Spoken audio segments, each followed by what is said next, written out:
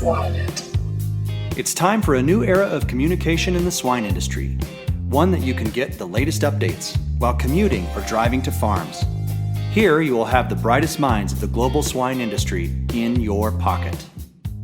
There was no collaboration. There was tremendous conflict of interest. People were trying to develop vaccines and nobody was sharing. It brought forth the infamous quotation from the late Dr. 𝘔𝘪𝘬𝘕. In those days, veterinary research was an oxymoron. And that was clearly true. It was bad. And I'm glad that has improved. And we've seen good changes as we've kind of made our way into the next decade. Swine It podcast is only possible with the support of forward-looking and innovative sponsors like Elanco's Prevacent, a new PRRS Spective. Visit Prevacent, PRRS.US to learn more. NutriQuest, experts serving producers and delivering breakthrough solutions. Genesis, the first power in genetics. Zinpro, essential trace minerals, exceptional performance. Every Pig, a simple yet powerful pig health and production management tool. Gestal, always one step ahead in swine feeding. Welcome to Swine It podcast. My name is 𝘔𝘪𝘬𝘕 𝘔𝘪𝘬𝘕, your host for today's episode. This episode's sponsor highlight is about Genesis. Genesis is the largest independent producer of high-health registered purebred swine in the globe, having over 80% of all registered purebred breeding stock in Canada. The Genesis genetic program uses genomic selection strategies focused on productivity, faster growth, efficiency, high yield, and meat quality. To know more, go to genesis.com. GENESUS.com. Hello everyone, today we have Dr. Scott D on the topic of evolution of swine veterinary research over the last 30 years and what the future holds. How are you, Dr. D? Hey, I'm great. Thanks for the invitation. Looking forward to our conversation. Yes, I appreciate your time and I know everyone right now is trying to adjust their schedules and everything, so I appreciate that. No problem. So the first question we always like to ask here, Dr. D, is if you can share about your career so far for those that don't know you, and also how you got involved in pig production. Yeah, I kind of took a backward path. I'm not from a farm. I'm from a city called Rochester, Minnesota, where people might know of the Mayo Clinic. That's the home of the Mayo Clinic. So I don't have a common path such as growing up on a farm and going into veterinary medicine right away. Mm-hmm. I actually was going to be either a doctor or a companion animal veterinarian. Okay. Because all I'd ever really experienced were dogs, and I love dogs, and I thought being a doctor of dogs would be kind of fun. Wow. But I started spending some time looking at pigs with some guidance from one of my veterinary mentors. He said, you know, if you really want to get into vet school, you should spend some time on a farm just so you can see the other side of the equation, right? Right. So I got a job at the Mayo Clinic research farm where they had animal models for human diseases. And I was fascinated by populations of animals and how that was used for research. So I saw two new things that summer. Research, which I hadn't really had a lot of experience in. I was only 19 or 20. And then I saw pigs in herds and flocks of ducks and groups of animals instead of just a single dog on the table, right? Mm-hmm. So that was like whole sorts of new paradigms for me. And I went off to college to become a veterinarian, and I was going to be a pig veterinarian. Mm-hmm. I was so interested in pigs, and I met Al Lehman, Dr. Al Lehman, the late Al Lehman, at the University of Minnesota, who has influenced so many people. Right. And he got me so excited about being a swine veterinarian that was my only path. I was full speed ahead. He could have probably convinced me to be a camel veterinarian. He was so motivational. Wow. So through Al, I met, the late Carlos Pejuan. I met 𝘔𝘪𝘬𝘔𝘪𝘬𝘦, who became my graduate advisor. I met Bob Morrison, the late Bob Morrison. I met Tom Molitor. A lot of these legendary people at the University of Minnesota. Right. And that was it, man. I was going pigs and I was hardcore, and off we went into practice, in a pig practice for my first 12 years out of school. Yeah, PRRS came along, and that's a whole other discussion, but it gave me the idea to go to graduate school. I'd already gone to graduate school once. I got a master's degree in microbiology, and I went back for a Ph.D. and started working on PRRS, kind of control programs for PRRS, nursery depopulation, gilt acclimatization, breeding herd subpopulations. A lot of the basic things we kind of take for granted now came out of that PhD. And wow. Yeah, I got so interested in research, I went back to the university as a faculty member. I was there for 12 years, working with Carlos, working with Bob, working with 𝘔𝘪𝘬𝘕, everybody. But kind of as I show in my career, after 10 to 12 years in one place, I got bored. So I was a practitioner for 12 years, a faculty member for 12 years.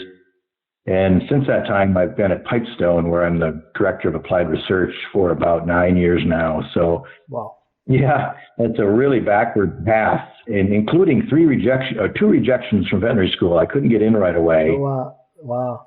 Yeah, so I went to grad school in microbiology, as I mentioned. That was my backup plan. I finally made it in, and off we went. That's kind of how it goes.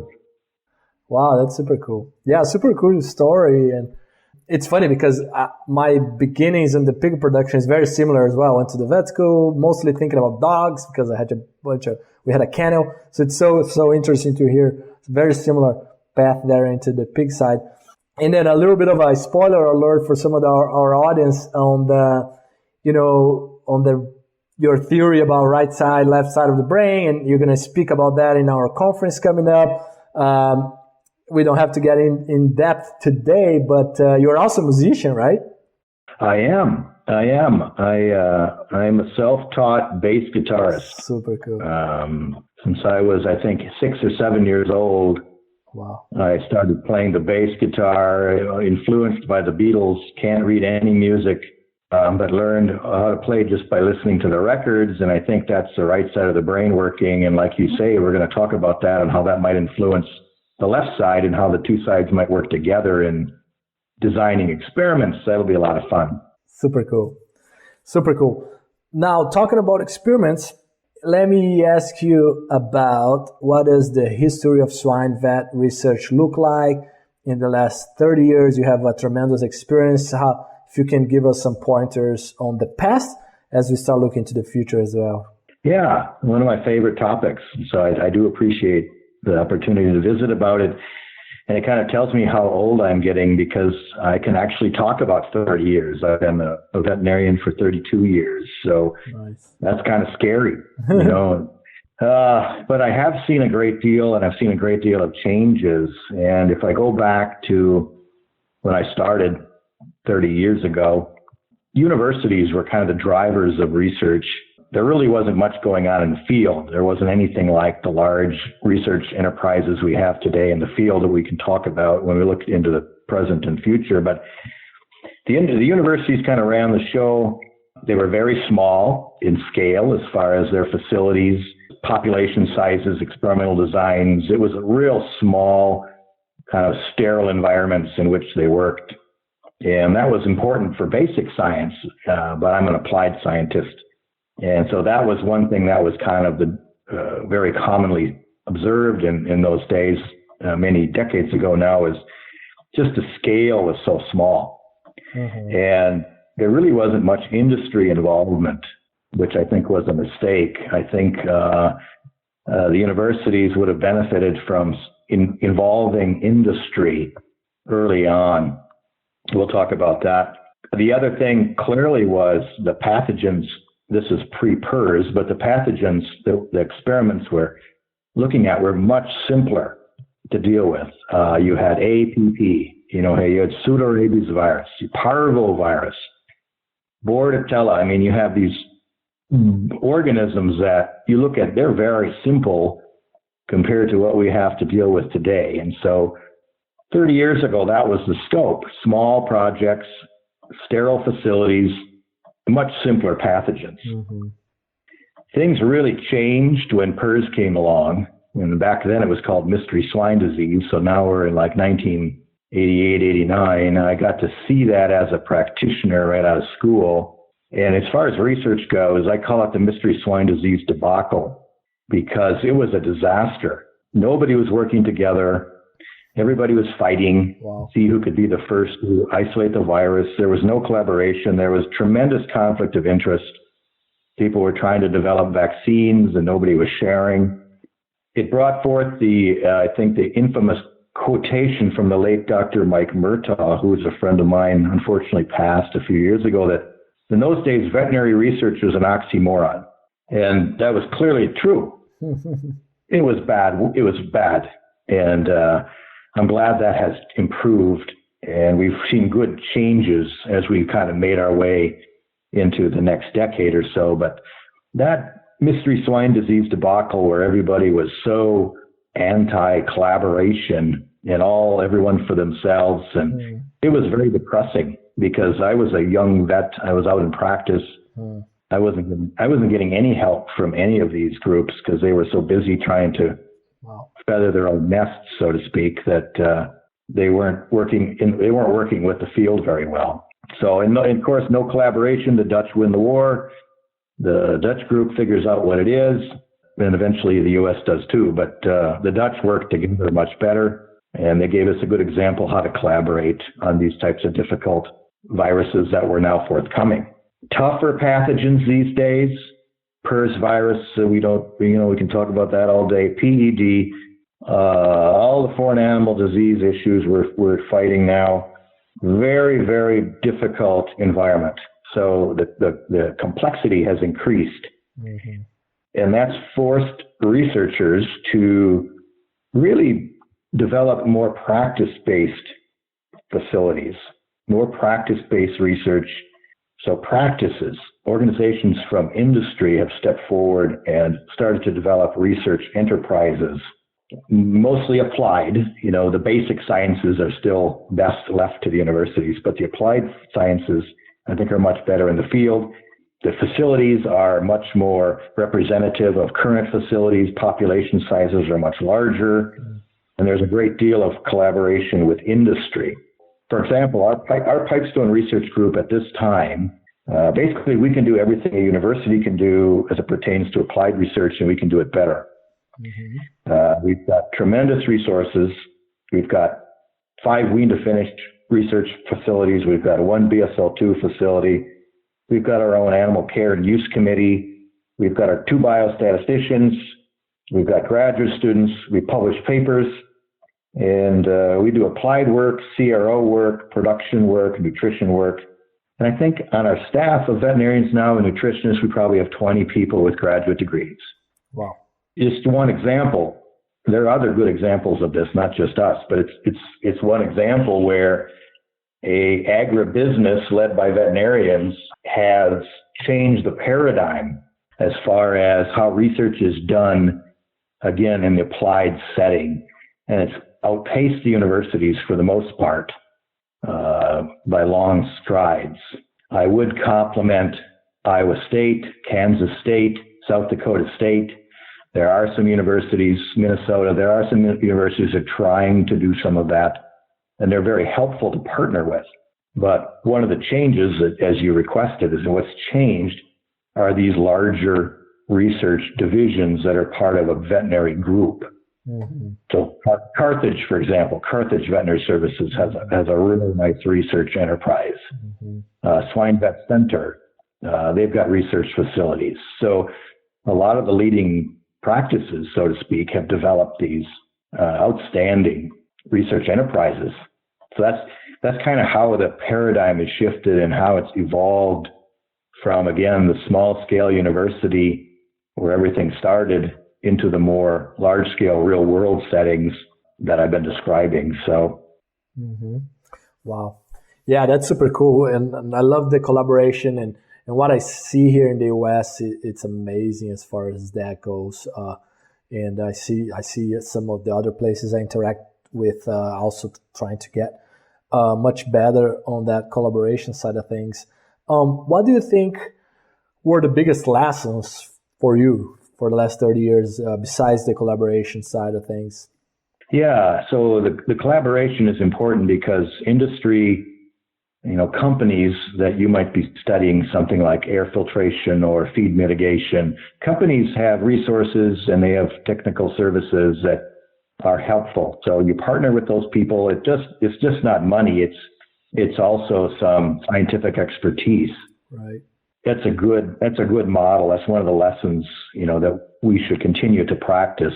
The other lesson I learned from all of this is it's important to develop models to simulate the real world. We have to come up with ways to reproduce under controlled conditions what happens in the real world, depending on what the question is.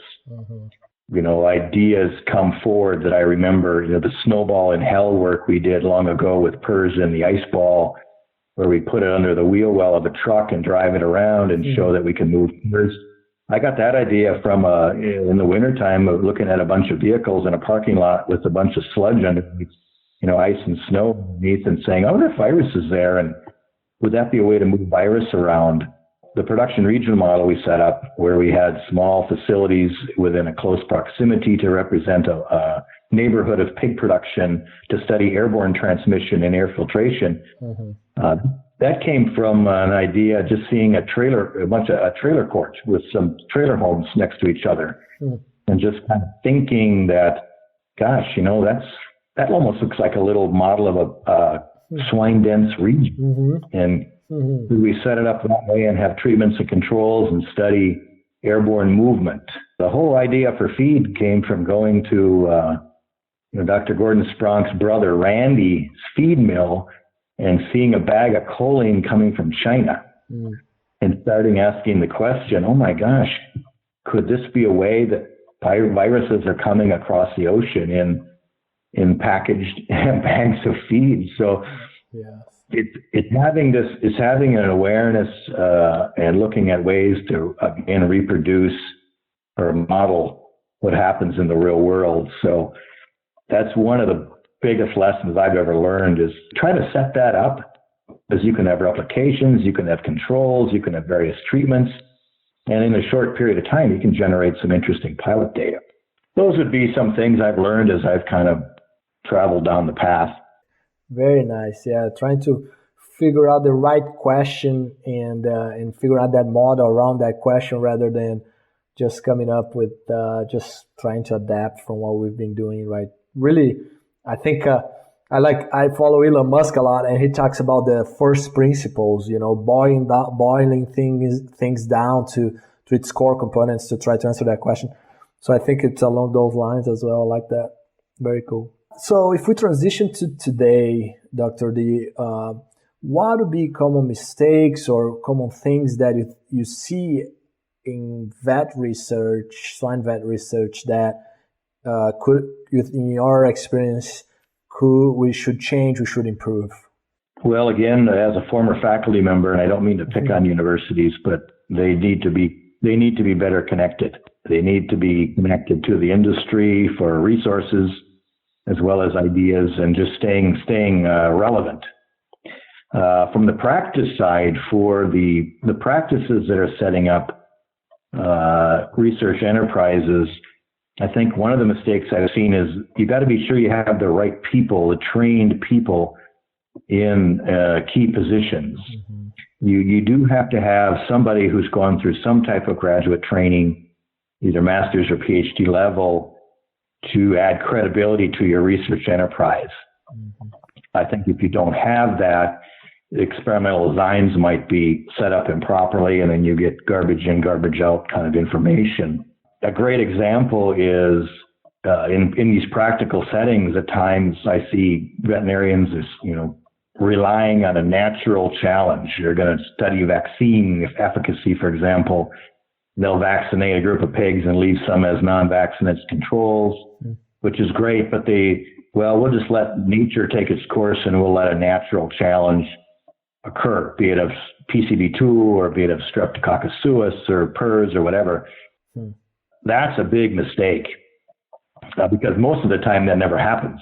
You think you're going to have a challenge and it doesn't happen. You really got to organize your experimental designs to have a purposeful challenge where you've got an agent that you inoculate a subset of pigs with, and you let that agent spread through the population, encountering the treatment groups, encountering the control groups.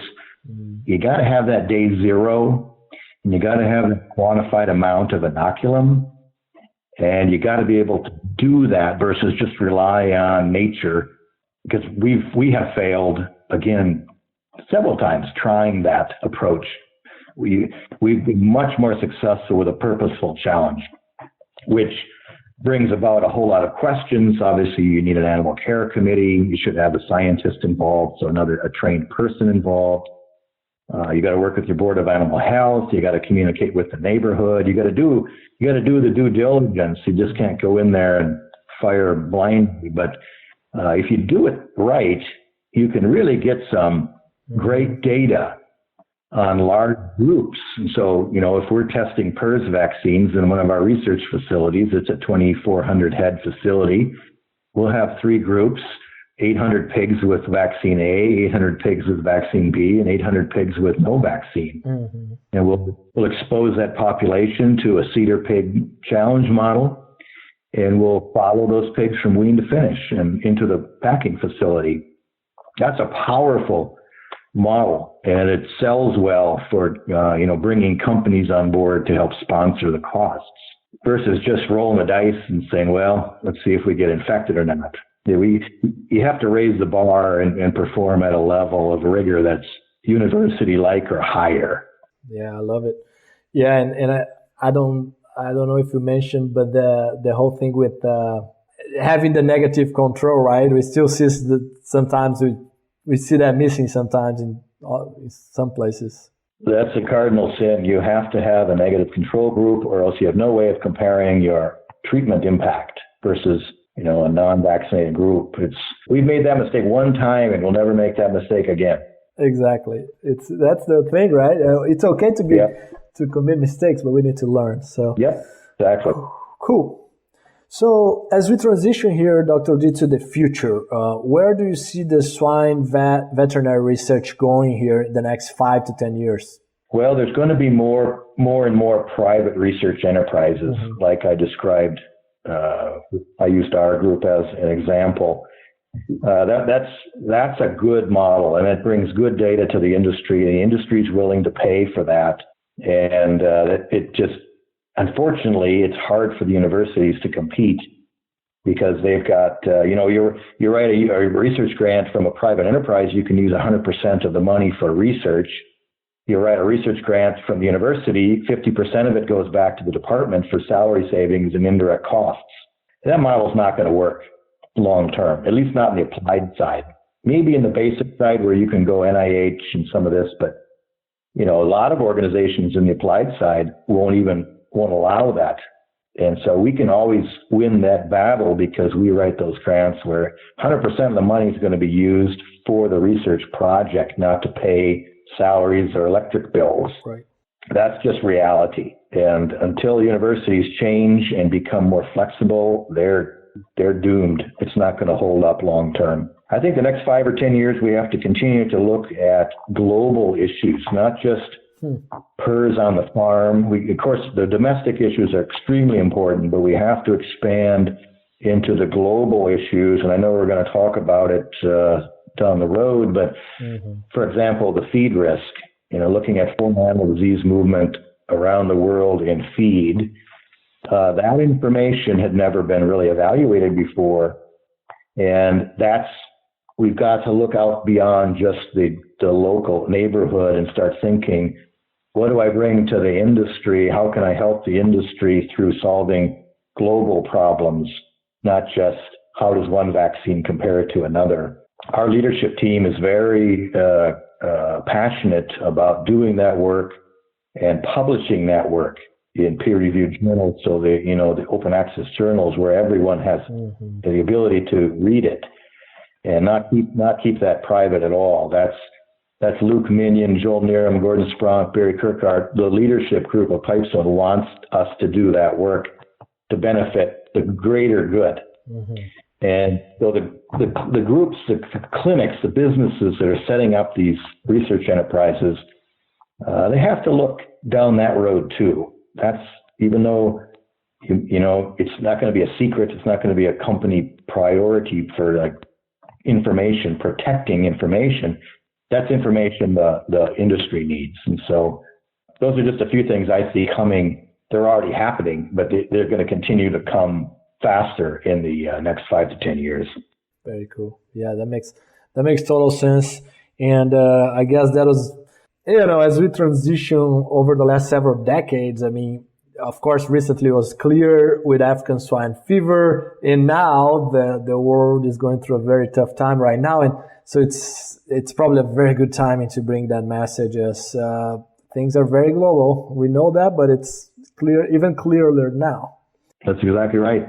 I know with COVID-19, the coronavirus, I just think back to PED in the U.S. in 2013, 2014, how within a very short period of time, the swine veterinary profession and the swine scientific organizations, they isolated the virus, they developed a PCR, they developed a serological test, they discovered ways the virus could move around through feed, for example, and they figured out a way to eliminate it from farms.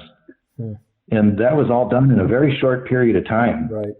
And I'm hoping that the human side of things can adapt that quickly with this coronavirus challenge of today. And I'm hoping that veterinarians get involved in helping them. Right. Because talk about a response to a new pathogen, how well our profession responded. That was universities, that was clinics, that was diagnostic labs, that was a real comprehensive effort.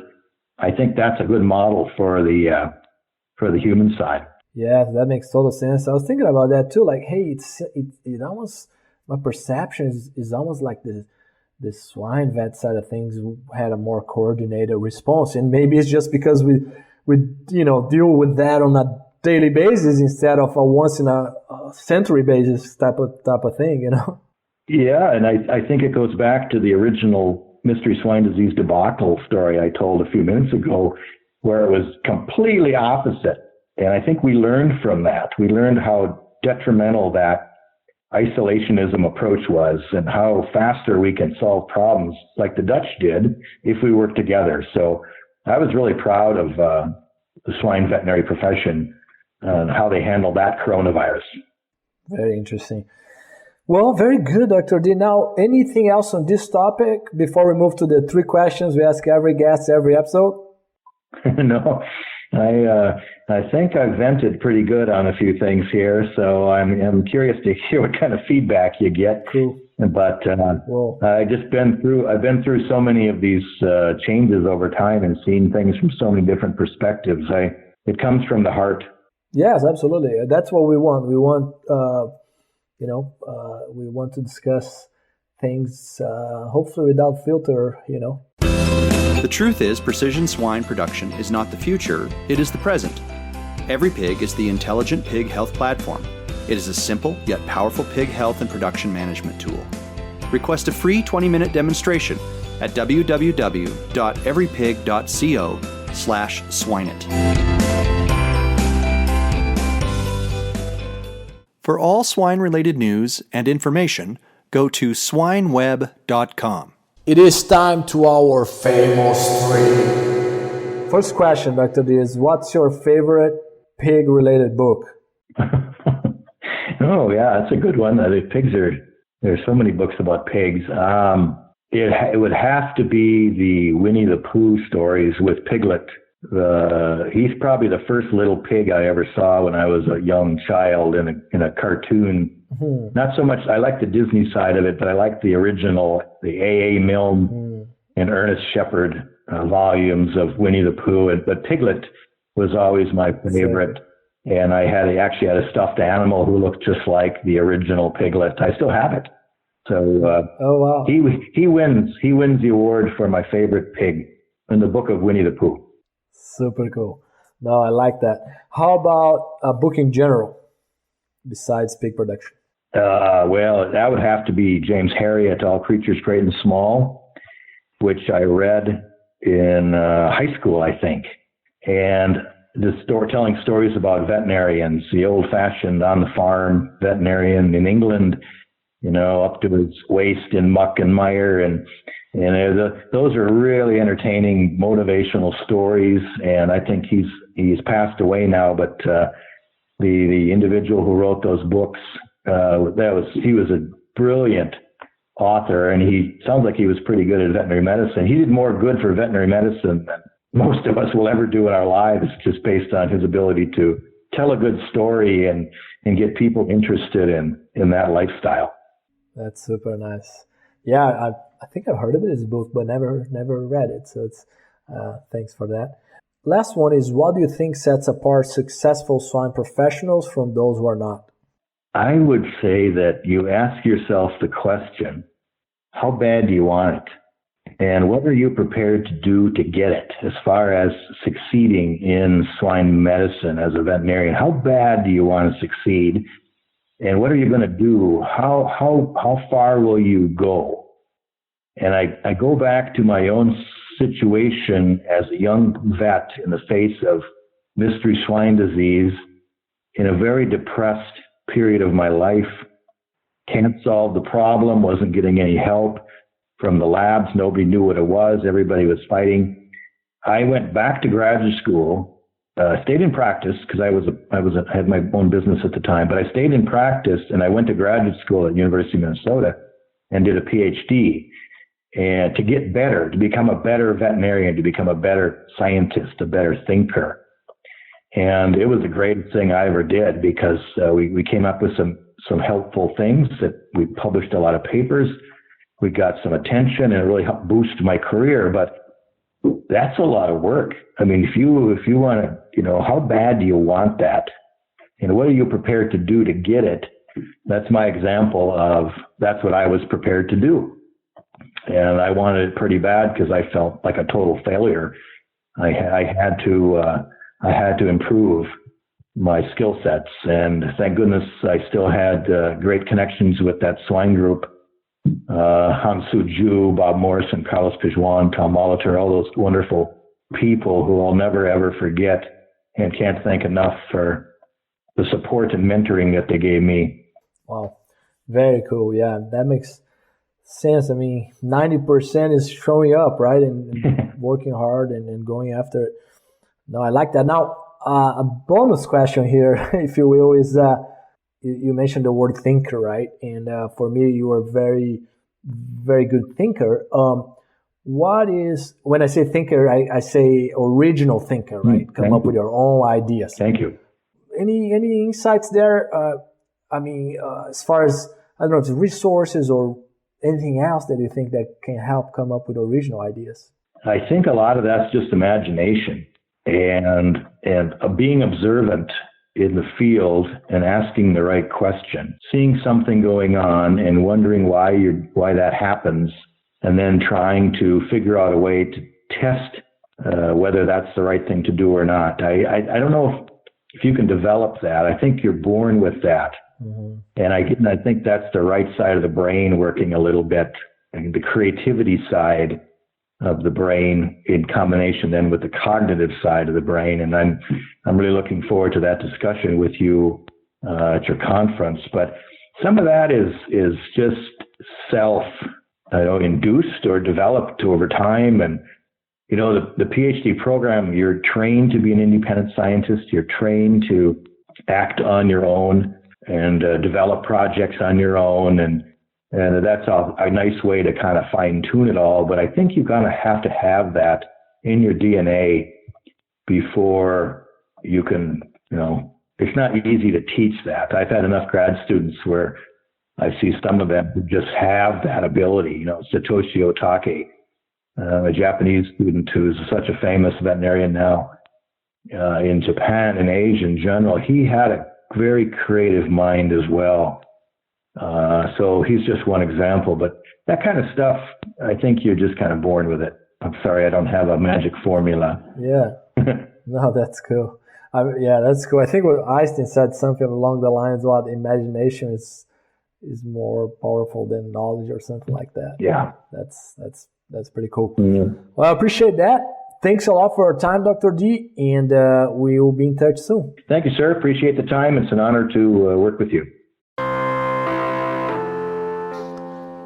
Hey, everyone. Please share our episodes with as many people as you can so we can continue to impact the life of swine professionals from around the globe with the wisdom of our great guests. Before you go, make sure to get in our waitlist for the Swine Talks Web Conference, the first online conference of the global swine industry, an update on hot topics, and we even gonna have some controversial topics of the global swine industry, so you can leverage that knowledge in your day-to-day.